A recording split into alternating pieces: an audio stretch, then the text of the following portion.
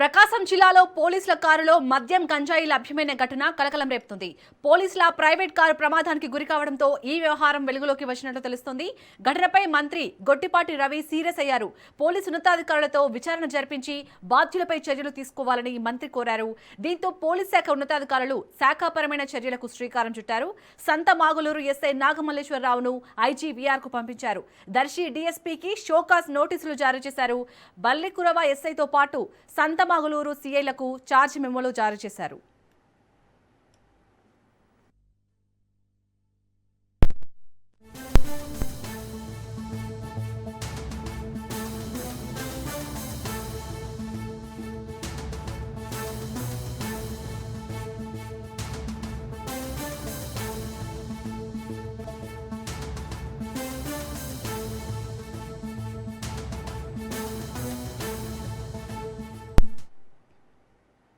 ప్రకాశం జిల్లాలో పోలీసుల కారులో మద్యం గంజాయి లభ్యమైన ఘటన కలకలం రేపుతోంది.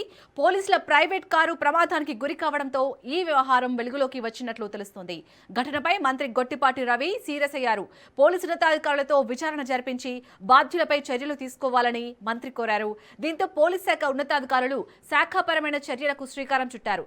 సంతమాగులూరు ఎస్ఐ నాగమల్లేశ్వరరావును ఐజీవీఆర్ కు తరలించారు.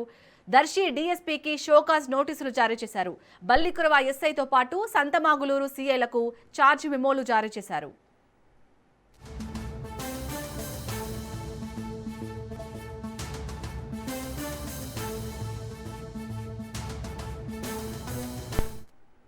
ఇక ప్రకాశం జిల్లాలో జరిగిన ఈ ఘటనకు సంబంధించి మరిన్ని అప్డేట్స్ ని మా ప్రతినిధి మిరావలి అందిస్తారు. మిరావలి, ప్రకాశం జిల్లాలో ఇటీవల జరిగినటువంటి ఏదైతే ఒక యాక్సిడెంట్ ద్వారా బయటపడినటువంటి ఇద్దరు ఎస్ఐల భాగవతం అయితే ఇప్పుడు ట్విస్టుల మీద ట్విస్టులుగా నడుస్తుందని చెప్పుకోవచ్చు.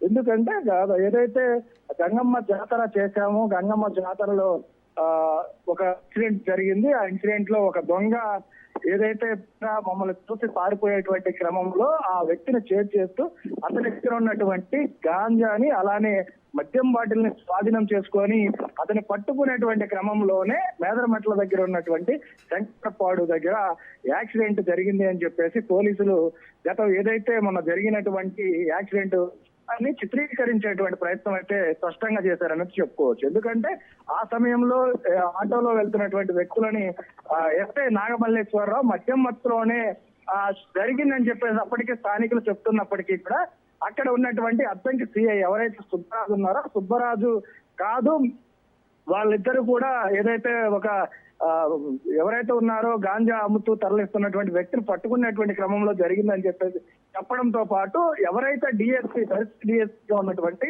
బాలమురళిని కూడా అందులోకి లాగడంతో పాటు ఆయన్ని కూడా వారు కూడా ప్రెస్ మీట్ పెట్టి మరి ఏదైతే జరిగినటువంటి ఇన్సిడెంట్ ని ఈ విధంగా చూపించడం జరిగింది. అయితే ఇంతకంటే దృష్టి ఏంటంటే జరిగిన దాంట్లో వీళ్ళ భాగస్వామ్యం ఎంతవరకు ఉందనేది విచారణ అయితే కొనసాగుతుందని చెప్పుకోవచ్చు. దీని మీద ఆల్రెడీ ఎస్పీ గారు కూడా స్పందిస్తూ ప్రెస్ మీట్ పెట్టి మరి ఇది ఈ విధంగా జరిగింది, అక్కడ ఎవరైతే ఉన్నటువంటి మా సబ్ ఇన్స్పెక్టర్లు ఎవరు కూడా మద్యం చేయించలేదని చెప్పేసి ప్రెస్ మీట్ పెట్టి మరి చూశారు. కానీ ఇక్కడ ట్విస్ట్ ఇంకోటి మరి బయటపడిందని చెప్పుకోవచ్చు. ఏదైతే గుంటూరు ఐజీ ఎవరైతే ఉన్నారో, ఎవరైతే పట్టుబడ్డారో నాగమల్లేశ్వరరావు నాగరాజు, వీళ్ళిద్దరినీ కూడా ఒకరికి షోకాజ్ నోటీసు అలానే ఒకరికి వీఆర్ కి తరలించినటువంటి పరిస్థితి. అదే కాకుండా ఎవరైతే ప్రెస్ మీట్ నిర్వహించి మా అధికారులు ఎవరైతే మద్యం సేవించలేదు ఒక ఇన్సిడెంట్ మీద బయటికి వెళ్తూ యాక్సిడెంట్ జరిగిందని చెప్పినటువంటి డిఎస్పీ బాలమురళి కృష్ణాని కూడా షోకాజ్ నోటీసులు జారీ చేయడంతో ఒక్కసారిగా మళ్ళా ఈ ఏదైతే జరిగినటువంటి కథ మొత్తం కూడా ఒక్కసారిగా ట్విస్ట్ గా మారిపోయిందని చెప్పుకోవచ్చు. ఎందుకంటే వాళ్ళు చెప్పినటువంటి దాంట్లో కరెక్ట్ అయినటువంటి వాస్తవాలు ఉన్నట్లయితే దర్యాప్తు కొనసాగినప్పుడు ఈ దర్యాప్తులో అదే నిజాలు బయటపడాలి.